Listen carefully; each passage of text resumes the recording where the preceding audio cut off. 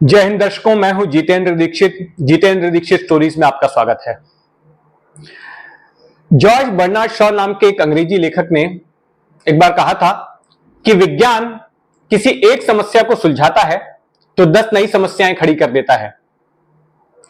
उनकी कही गई ये बात विज्ञान के संदर्भ में थी, लेकिन यही बात इस वक्त महाराष्ट्र की राजनीति पर भी लागू होती है। महाराष्ट्र के मुख्यमंत्री एकनाथ शिंदे ने एक समस्या का समाधान तो निकाल लिया, वो भी अस्थायी समाधान, लेकिन उसके चक्कर में कुछ और समस्याएं पैदा हो गईं। मैं बात कर रहा हूं मराठा आरक्षण की।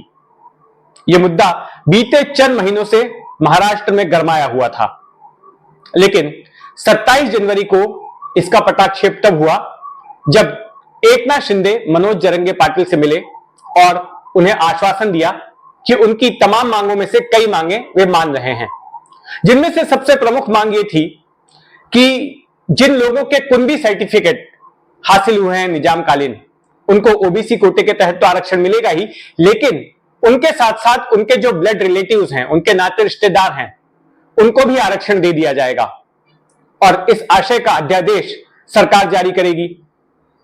अपने साथ वो अध्यादेश का ड्राफ्ट भी लेकर गए, मनोज जरंगे पाटिल को थमाया और फिर मनोज जरंगे पाटिल ने मुंबई आने का प्लान कैंसिल कर दिया। 20 जनवरी को उन्होंने जालना से मुंबई के लिए कूच किया था, इस ऐलान के साथ कि अगर सरकार मराठाओं के आरक्षण का ऐलान नहीं करती है तो फिर मुंबई को ठप कर दिया जाएगा। उनका दावा था कि करीब 2-2.5 करोड़ मराठा उनके साथ आ रहे हैं।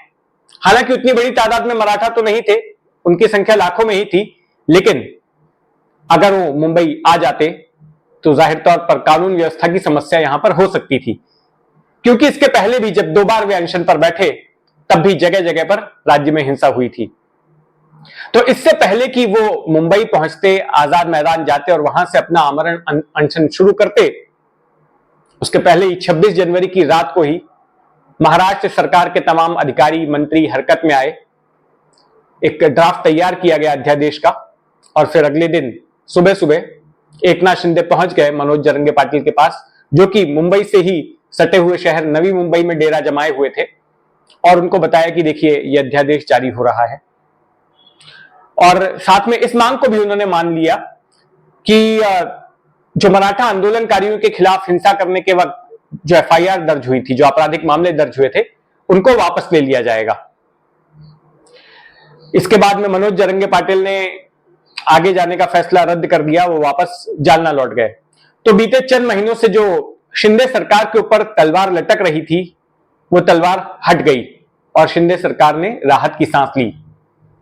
लेकिन इसी के साथ साथ और भी समस्याएं खड़ी हो गई।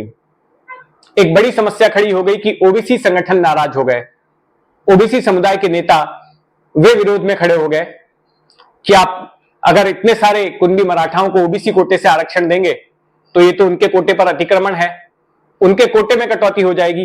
और विरोध करने वालों में खुद छगन भुजबल भी थे, जो कि शिंदे सरकार में ही नागरिक आपूर्ति मंत्री हैं, और वे सिर्फ शब्दों से ही विरोध नहीं कर रहे थे, वे जमीनी स्तर पर भी जाकर आंदोलन कर रहे थे। अब तक 4 यलगार मोर्चे जो है आयोजित किए जा चुके हैं ओबीसी समुदाय की ओर से इसी मुद्दे को लेकर, और मुंबई में भी उनका बड़ा आंदोलन का ऐलान किया गया है उनकी ओर से। लेकिन छगन भुजबल के अलावा अब सत्ताधारी पक्ष के एक और बड़े नेता विरोध में उतर आए हैं, अपनी ही सरकार के खिलाफ, अपनी ही पार्टी की सरकार के खिलाफ, शिंदे सरकार के खिलाफ।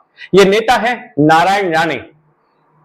नारायण राणे केंद्रीय मंत्री तो हैं ही, बीजेपी के दिग्गज नेता भी हैं, और उन्होंने शिंदे सरकार के फैसले का विरोध किया कि जिस तरह से उन्होंने मराठाओं को आरक्षण देने का ऐलान किया और जो ऑर्डिनेंस जारी करने की बात कही। उन्होंने सोशल मीडिया हैंडल एक्स पर मराठी भाषा में एक पोस्ट डाली, उसका मैं हिंदी अनुवाद आपको पढ़कर सुनाता हूं, फिर आपसे आगे बात करता हूं। नारायण राणे ने लिखा कि मराठा समाज के आरक्षण को लेकर राज्य सरकार के निर्णय और दिए गए आश्वासन से मैं सहमत नहीं हूं। इसमें ऐतिहासिक परंपरा वाले मराठा समाज का हतोत्साहित किया जाना और ओबीसी समाज पर अतिक्रमण से राज्य में असंतोष निर्माण हो सकता है। तो नारायण राणे सीधे कह रहे हैं कि एक तरह से मराठा समुदाय और ओबीसी के बीच टकराव की स्थिति सरकार पैदा कर रही है। नारायण राणे ने आगे कहा है कि वो इस बारे में एक प्रेस कॉन्फ्रेंस लेंगे और मीडिया के सामने विस्तार से अपनी बात बताएंगे। तो अब दो ऐसे नेता हो गए हैं सत्ताधारी पक्ष के जो कि अपनी ही सरकार के लिए गए फैसले का विरोध कर रहे हैं। छगन भुजबल एक तरफ और दूसरी तरफ अब नारायण राणे भी आ गए हैं। इसके पहले पंकजा मुंडे ने भी आवाज उठाई थी। अब से 3-4 महीने पहले उनका भी बयान आया था कि इस तरह से मराठाओं को ओबीसी कोटे के तहत आरक्षण नहीं दिया जाना चाहिए। अगर देना है तो अलग से दीजिए, लेकिन ओबीसी कोटे से नहीं होना चाहिए। लेकिन फिर बाद में उनकी ओर से कोई कड़ा बयान आया नहीं। लेकिन छगन भुजबल लगातार इस मुद्दे को उठा रहे हैं। अब सरकार के सामने स्थिति ऐसी हो गई है कि एक तरफ कुआं तो दूसरी तरफ खाई। अगर मराठाओं को खुश करने जा रहे हैं तो ओबीसी नाराज हो रहे हैं, और अगर ओबीसी को खुश करना है तो वहां पर मराठा झंडा लिए तैनात हैं। और ये दोनों ही समुदाय सियासी तौर पर राज्य की राजनीति में बड़ी अहमियत रखते हैं, और खास करके चुनावी साल में तो कोई भी इन दोनों समुदायों की नाराजगी मोल लेने का जोखिम नहीं उठा सकता, कोई भी राजनीतिक पार्टी।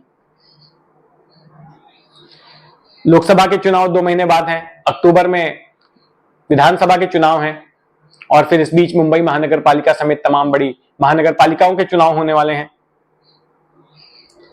तो ऐसे में अगर इन दो समुदायों के लोग नाराज हो जाते हैं तो सत्ताधारी पार्टी को मुश्किल हो सकती है।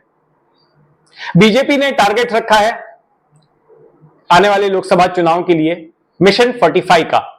महाराष्ट्र में कुल 48 सीटें हैं, और बीजेपी का टारगेट है कि बीजेपी और उसके साथ के जो साथी दल हैं, अजीत पवार वाली एनसीपी और एकनाथ शिंदे वाली शिवसेना, इनके गठबंधन को, इस महायुति को कम से कम 45 सीटें मिलनी चाहिए।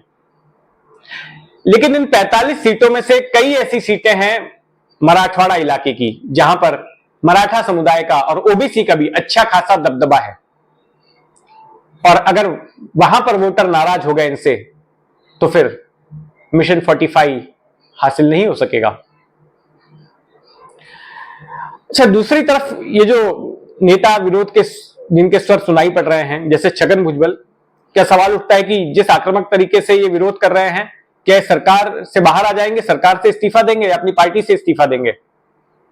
ऐसा लगता नहीं है, क्योंकि छगन भुजबल के खिलाफ ईडी में मामला अभी भी जारी है। भले ही उनकी फाइल गुम हो गई हो, अब तक मामला वापस नहीं लिया गया है, और 2 साल जेल में बिता चुके हैं छगन भुजबल, तो शायद वापस ना बिताना चाहेंगे, क्योंकि विपक्ष यही आरोप लगाता रहा है कि जो भी सत्ताधारी बीजेपी के खिलाफ गया, केंद्रीय एजेंसियां उसके पीछे लग जाती हैं। तो छगन भुजबल अपना झंडा बुलंद तो कर रहे हैं, ओबीसी समुदाय के एक बड़े नेता के तौर पर खुद को इस बहाने स्थापित करने की कोशिश कर रहे हैं, लेकिन ऐसा लगता नहीं है कि वो अपनी पार्टी या सरकार से बाहर जाएंगे। तो इस सिलसिले में जो कुछ भी होता है, हमारी इस पर नजर बनी रहेगी। आप भी अपनी नजर बनाए रखें जितेंद्र दीक्षित स्टोरीज पर, और अगर आपने अब तक इस चैनल को सब्सक्राइब नहीं किया है तो सब्सक्राइब कर लें। और ये कहानी आपको कैसी लगी, इस मुद्दे पर आपका अपना क्या सोचना है, कमेंट बॉक्स में जरूर लिखें। जय हिंद।